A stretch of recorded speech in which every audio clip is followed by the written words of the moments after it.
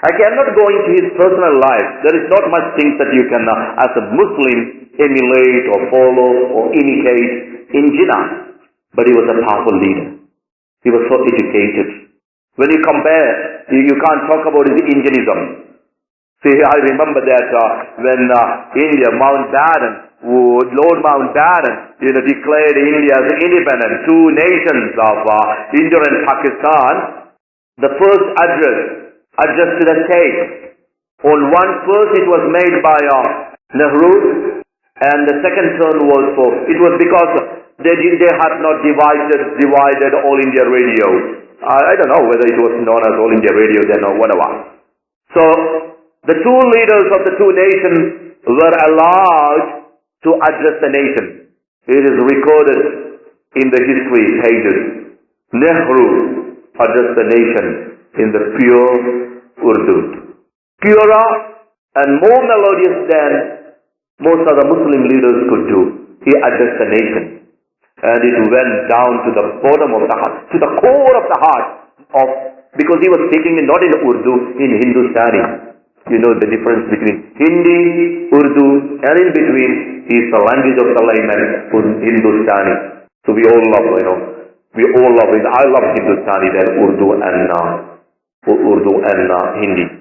That's the language in between. That's the language of the millions of people down to earth. And he addressed the nation. After that, and he ended up with a Jai Hind, and after that, it was a turn for Mr. Jinnah. Mr. Jinnah his name was Jinnah Bhai Ali, and he even changed to westernize his name. He made it Jinnah, and he took one L out, and he made Jinnah Ali Jinnah, Muhammad Ali Jinnah, and everywhere, he had what I was saying that in his address, he couldn't speak a single word in Hindi, Hindustani or Urdu. He addressed the nation in pure English. Those days, the percentage of English-speaking Indians so loud. Only in forefront some people who were well-to-do, well-placed in the upper stratum of the social hierarchy were ever able to even understand English. And Jinnah addressed the nation, the twin nations of India and Pakistan, in Oxford English. And finally, his end note was an Urdu word. That's the only Urdu he said. But people couldn't understand. Even the Englishmen, they thought he was still saying in English. You know what was that? He said Pakistan Zindabad.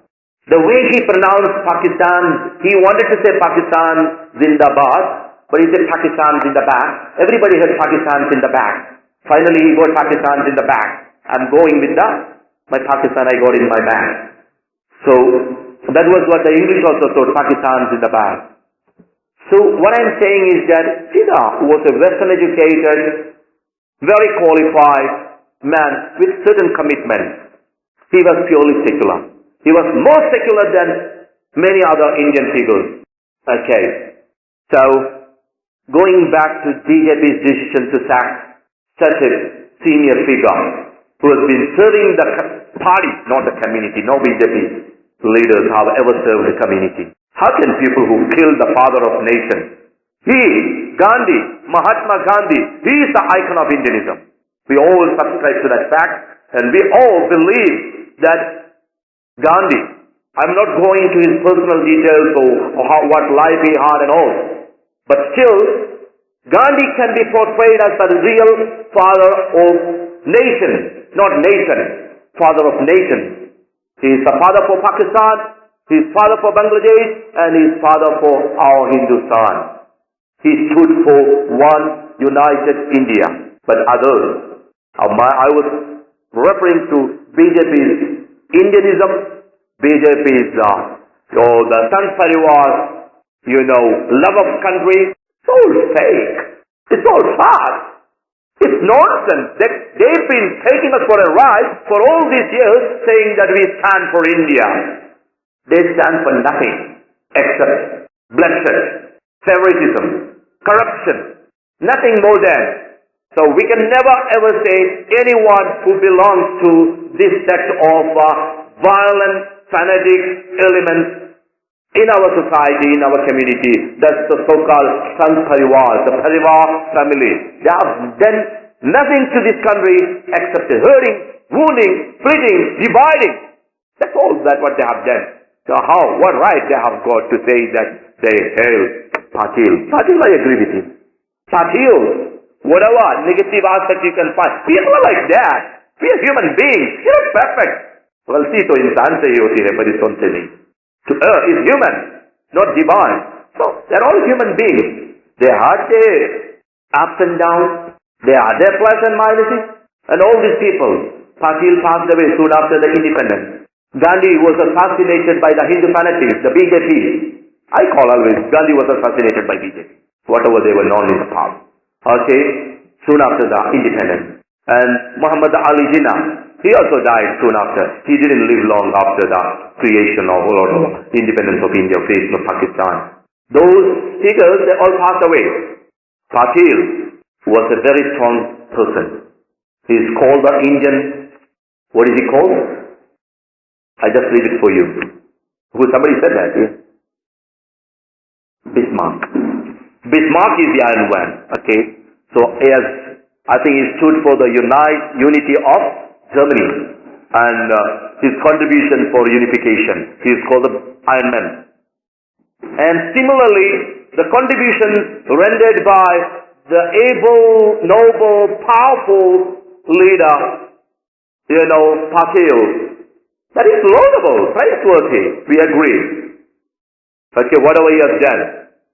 Because it was his policy of uniting the nation and dividing the state based on linguistically, based on languages.